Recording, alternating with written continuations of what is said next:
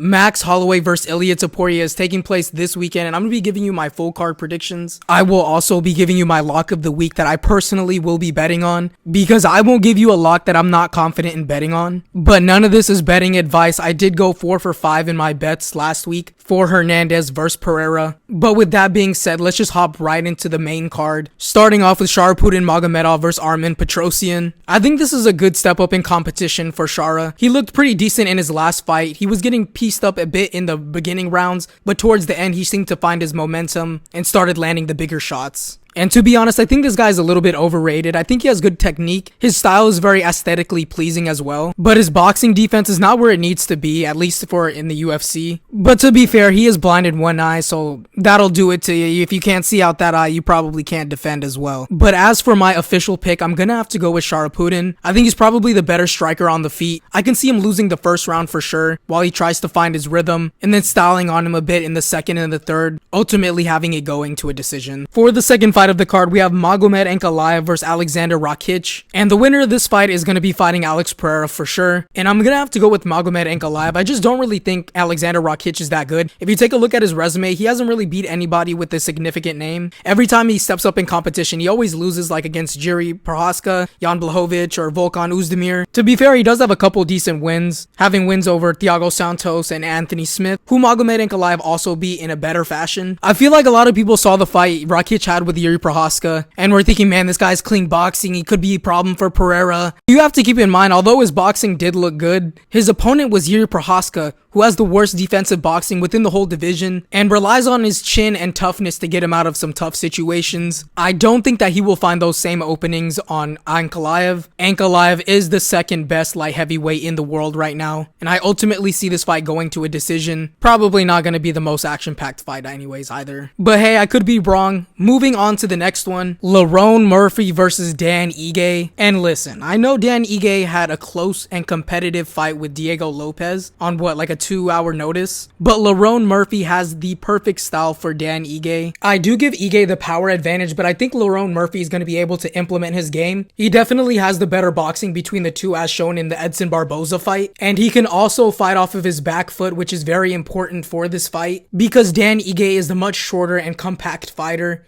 He will be pushing the pace and bringing it forward to Murphy. Ige potentially putting himself at risk to step into one of Murphy's counter strikes. But ultimately, I'm gonna have to go with the decision. I trust in Dan Ige's chin. I also think that if he went up against Diego Lopez on 2-hour notice and he didn't get dropped or wobbled in that fight, I definitely think Lopez has more power than Murphy. Now it is the moment that we've all been waiting for. For the co-main event, we have Robert Whittaker versus Khamzat Chimaev. We have the young and hungry lion versus the veteran, and I'm gonna have to go with Robert Whittaker in this fight. Yep, that's right. I'm gonna go up against the tide, against the odds. Robert Whittaker has the skills in order to defeat a style like Khamzat has. He's wrestled with Olympic level wrestlers in Yoel Romero, and he has shown that he has a complete MMA game. He can strike with you, he can grapple. Although I think it's pretty obvious that Khamzat's gonna take the first round. As long as it makes it out that first round, Robert Whittaker's winning by TKO. Chimaev's cardio is really just suspect. He's proven that in both of the 3-round fights that he's gotten tired in. One against Burns and then the other against Kamaru Usman. Khamzat will gas out and he will prove once again that his cardio is not good. I can see Whittaker surviving that first round. It probably would be like a 10-8 because it is Khamzat's best round once again. But when the 3rd, 4th, 5th round comes, that's when you'll see Whittaker being the fresher fighter. We'll start seeing Khamzat taking a back step, circling around the cage like a wounded gazelle running from the lion, eventually getting TKO'd. But now that we have the co-main event out of the way, we have the main event of the evening, Ilia Topuria versus Max Holloway. And you guys know where I stand on this one from the title of the video. I think Max Holloway is going to be put out for the first time against Ilia Topuria. As painful as it might be, we're just going to have to come to reality here. Topuria is the new generation and he's the more complete MMA fighter. I know a lot of people are going to say that Max is going to knock Ilia Topuria out, and it's a fair point. You know, you've seen what he did against Justin Gaethje, but what everybody is forgetting in this fight, it'll be at 145. It won't be at 155. A completely different fighter when it comes to lightweight to featherweight. If the fight was taking place at lightweight, I would probably go for him. But at featherweight, he's much more of a volume striker. He doesn't have too much pop to his punches, and he constantly gets hit by that right hand. If you go back and watch some tape on his fights, specifically the second fight with Volkanovski, the right hand was just there all night. And let me tell you right now, a Volkanovski right hand is not even in the same playing field as a Topuria right hand. I know Max has the unbreakable chin, but he just can't be taking those overhand rights from Ilia Topuria. I know the fighter and the warrior within Max just wants to bite down on his mouthpiece and just stand and bang within the middle, but that will be the unfortunate end to him in this fight. But that's gonna be all I have for you guys today. Let me know if you guys like the new format that I have going for the prediction style videos, and let me know your picks in the comment section.